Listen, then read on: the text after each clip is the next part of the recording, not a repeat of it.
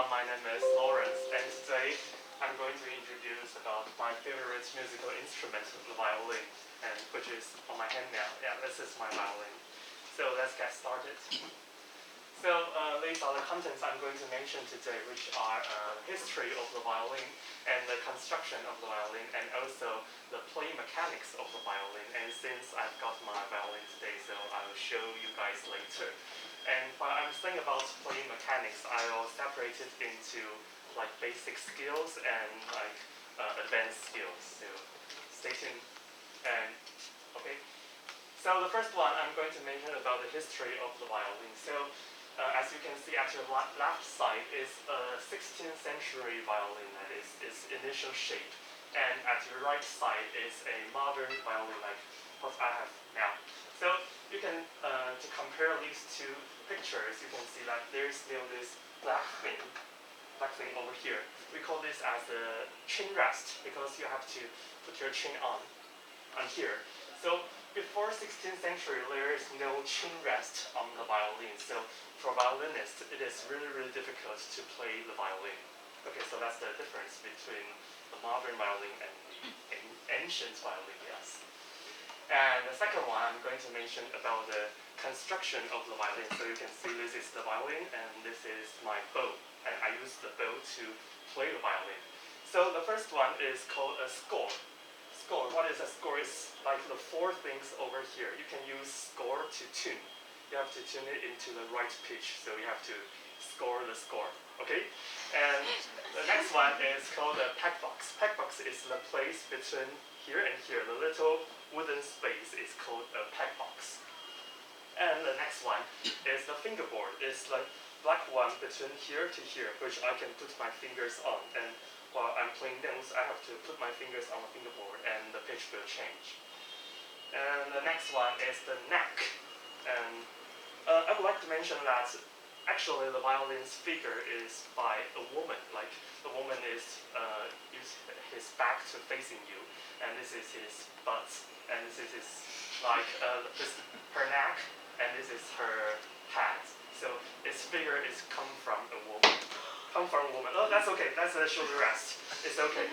So its figure actually is coming from a real human. So from here to here is a man or a woman's neck. So from here to here we call it as a violin's neck. And this one is an F-holes. F-holes, it is used to spread the sound out. Without this, your sound will only have an inside. Your sound will not come out and through the end of the classroom. And this one called as a bridge of a violin. So as everyone has learned physics, that a string can vibrate from here to here. So the bridge is actually stops the vibration of the string. And while I'm playing it, it will start vibrate from here to here. And the shorter the string is, the pitch will getting higher. So when I have my fingers on it, I have it higher, and the sound will become higher and higher because the string is more shorter. And this is a chin rest, as I mentioned. I can put my chin on it. And what I just dropped is called a shoulder rest. Oh, it's disappeared. It's called a shoulder rest. It has to connect to the bottom of the violin. Yeah, like this. Bottom of the violin, and it should be fit on my shoulder, so I can just hanging it like this. Okay, so the last one is, not the last one, is sound post. Sound post is a thing inside the two, actually you cannot see it as long as you see it in horizontally. It's like a bridge between the two faces, and it can spread and to carry the vibration between the two faces and to let them sound more and more brighter. And the last one is called a rosing. Rosing is not on violin. It's it's not on violin. It's actually this one. And I have to. Okay, it's okay. I have to use my bow on the rosing to have friction on it because the bow is made by a horse tail. So we need some friction to let it play on the string.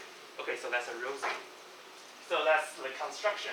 And the violin can be used in a very, very wide use. Like this is because he has a really, really wide note range. Like it can be, if you can recognize this, it can be to the G, to very, very high notes, made above the piano. Yeah, so it has a really wide range of notes.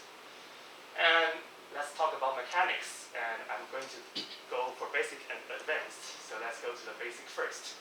So basic is actually posture plus pitch, and you can get a pure sound.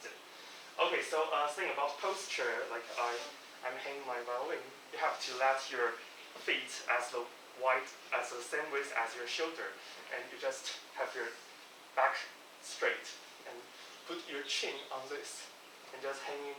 If you are in the right posture, you can hang in like 3 hours or 4 hours. That wouldn't drop. So that requires a lot of practice. And the second one, okay, I want to mention this famous violinist because we often play the violin with a standing posture. But this violinist is called Harman, and he's a polio patient, so he cannot stand since he was born. So, but with sitting on a wheelchair, he has a great technique, and he's my idol of the violin. Okay, so next one is pitch. Has there anyone played guitar before? Can you please raise your hand? Play the guitar before? Okay, so when you play the guitar, there's barriers between notes and notes, right? So if you want to play a note, you have to press between the barrier and barrier. And as I mentioned, that the physical tell us that the shorter the string is, the pitch will be more higher.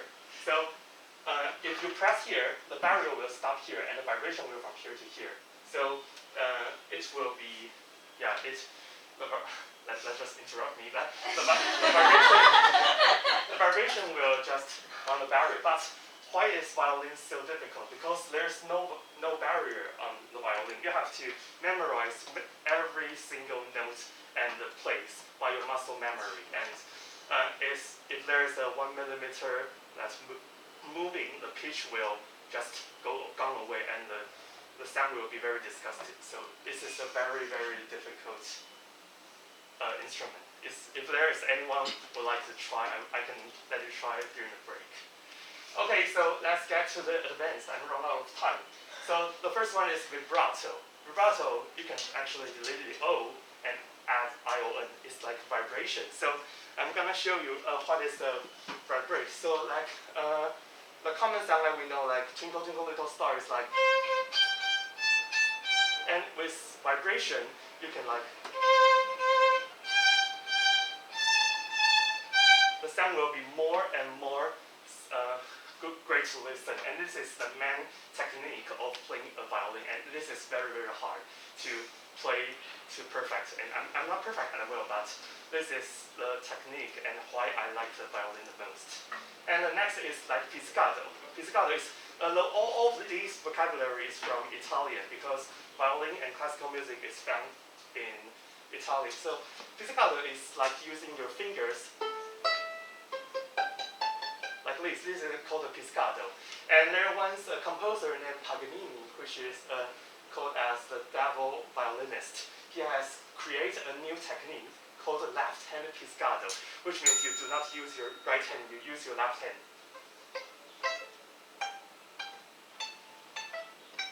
Okay. This is very, very hard. Okay, like this. This is the technique he creates. Okay, and next one is tremolo. Tremolo is to shake your right hands as soon as possible. This is the tremolo, and it will be like, and this has to continue for 5 lines. So that is very, very tired. Okay, so next, chords. You can play the violin for not only one note, like, but you can add. I have to stack on my fingerboard for the 2 places at the same time. So this is another technique. And you can also play chords like, this is one of the chords, G chord. Okay, so the last one is playing the violin, you should resist the gravity and ergonomics.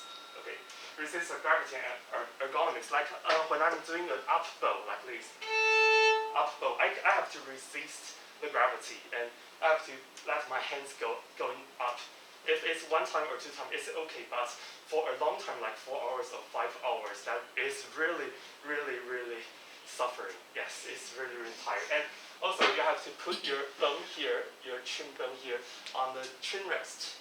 So next time you see a violinist, you can focus on here. There may be a scar. There may be a scar here because of the long time hanging on the violin. So playing the violin is unergonomic and it is really hurt to human body. Okay, so I've prepared a performance today, and this is Super Mario, and I just clip a game scene inside this, and I've turned off the sound, and I'm going to play the Super Mario sound, include the sound effect inside. Okay, I'm so tired now. Wait a minute, I have to tune my violin right here.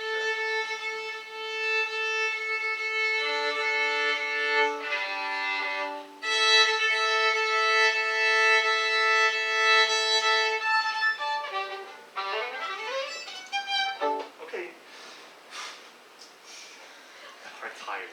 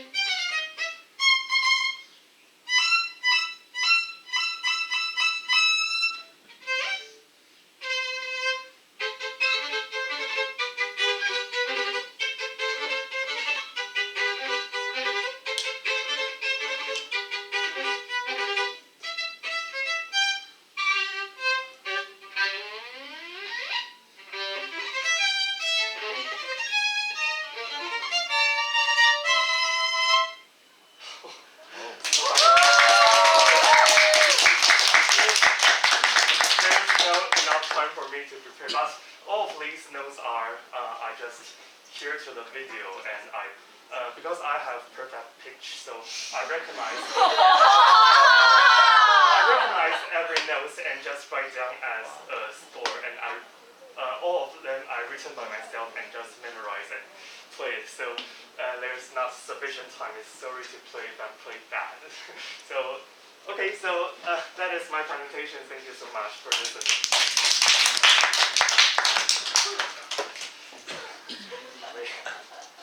Right, so now time for the Q&A. Okay, yes. Or is there anyone willing to try? Willing to try that? You can play like if you are a beginner, you will play like the chicken is gonna die. The sound that chicken is gonna like this sound. But with practice, that's pretty sound. Yes. Is there any question? Yeah. How long have you learned the violin? Violin is since I was 9 to like 15. My dad learned for 6 years, but I learned the piano for 10 years. Yeah, I learned the piano more longer, but I like violin more. Yes. Yes. Okay. Do you know the principle of how the rosing stay on the the rosing? Yes. What is called Oh, rosing is yes. release. Yes. So how to stay on your bow. Okay, so I can show you. Like you can see like the bow is a bit white because I have put some rosing on it. If like you see the bottom part is like a little yellow because I won't play this part, so I won't put rosing on it. But from here to here is where I will play. So when there's lack of rosing, I will just put it on here and start like this, and the rosing will get on it. So if I put more, so when you shake, do you see that there's something getting out? That's the rosing. Yes, that's how I do. I have my rosing on the bow. I'm wondering that Yes. how long will you change your Bow? bow? Yes. Bow, actually, a good bow can be used like 2 years or 3 years. But for strings, like these 4 strings, if I'm practicing hard, that maybe it has to be changed every month. Yes, and changing it costs a lot because like the 4th string costs like 3,000 or 4,000 Taiwan dollars. Yes, so that's it. Cost, talent. Yes. Is there any questions? Any others? I'm willing to answer. Yes. Have you ever been to Chime Museum? I think it's Oh a yeah, great yeah. collection Chime about. Museum, yes. I've been to Chime Museum, but I'm not that good enough to try the violin inside it. But I really like Chime Museum that stores a lot of ancient violin inside it, and I love to go there. Yes. Any question? Yeah, any others? Maybe one more question or comment? Do you have another musician here? Any I'm not a musician. violinist or pianist? Leon cover. So do you have Yeah, your cover. favorite? No, no. Yeah, cover. No. 廖必秀哎。 Do you have your favorite like violinist piece? Violinist piece. Like there's. Oh, wait a minute. Wait a minute.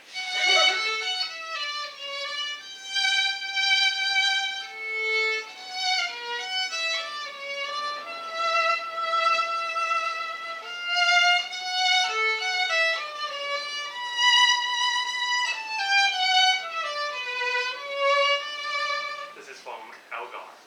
Yeah, Elgar. Yes, I love this song. Yeah. Yes. And I have another. Just I think this is the last question. I think you're a little nervous, so the voice sound like a little trembling. So Yes. can you show us how to jump on your Oh, violin? okay, sure. Jump is quite.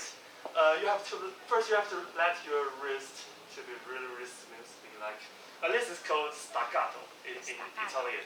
It's like the practice is like to play faster and faster. And in the last it will be I'm jumping on the string. And there's another more difficult. It's called like I don't know English. Pao gong, and it's like